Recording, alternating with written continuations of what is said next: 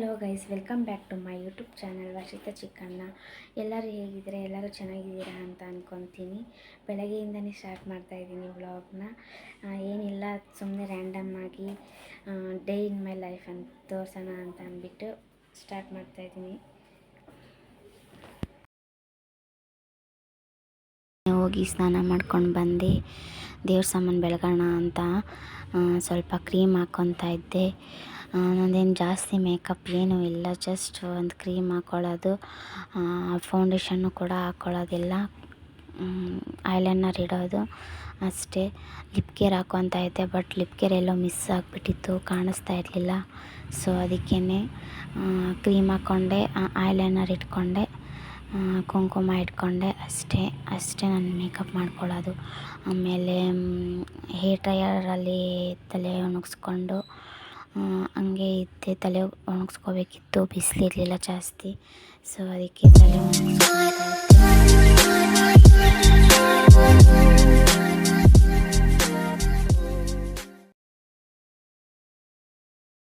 ಸಂಕ್ರಾಂತಿ ಹಬ್ಬ ಮಂಗಳವಾರ ಇರೋದ್ರಿಂದ ಮಂಗಳವಾರ ಕಳಶನ ಎತ್ತಬಾರ್ದು ಅಂತ ಅಂದ್ಬಿಟ್ಟು ಭಾನುವಾರನೇ ಎತ್ತಿ ನಾನು ಮತ್ತು ನಮ್ಮ ಸಿಸ್ಟರ್ ಇಬ್ಬರೂ ಕಳಶ ಎಲ್ಲ ಎತ್ತಿ ಎಲ್ಲ ಕ್ಲೀನ್ ಮಾಡಿ, ದೇವ್ರ ಮನೆ ಕ್ಲೀನ್ ಮಾಡಿ, ದೇವ್ರ ಪಾತ್ರೆನೆಲ್ಲ ಬೆಳಗಿ ಎಲ್ಲನೂ ಕ್ಲೀನ್ ಮಾಡಿ ಅವತ್ತೇ ರೆಡಿ ಮಾಡಿ ಮಡಿಕೊಂಡು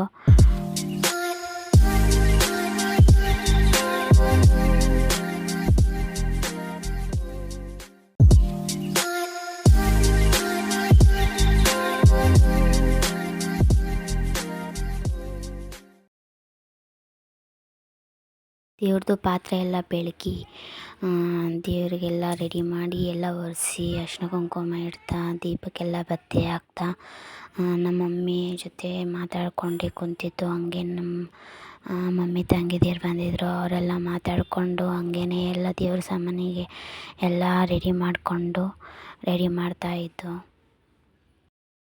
ಕಳಶಕ್ಕೆ ಎಲೆ ಇರಲಿಲ್ಲ ಅಂತ ಅಂದ್ಬಿಟ್ಟು ಎಲೆ ತೊಗೊಂಬರೋಕ್ಕೆ ಅಂತ ಅಂಗಡಿಗೆ ಹೋಗಿದ್ದೆ. ಎಲೆ ತೊಗೊಂಡು ಎಲ್ಲ ರೆಡಿ ಮಾಡಿ ಪೂಜೆ ಮಾಡೋಣ ಅಂತ ಎಲ್ಲ ದೇವ್ರ ಮನೆ ಎಲ್ಲ ಫುಲ್ ಕ್ಲೀನ್ ಮಾಡಿ ಪೂಜೆ ಮಾಡೋಕ್ಕೆ ಅಂತ ರೆಡಿ ಮಾಡಿಕೊಂಡು ಪೂಜೆ ಮಾಡ್ಕೊಂಡು ಆಮೇಲೆ ನಾನು ಪೂಜೆ ಮಾಡಿದೆ. ಮಾಡಿ ಮುಗಿಸೋ ಅಷ್ಟೊತ್ತಿಗೆ 11:30 ಆಗಿತ್ತು.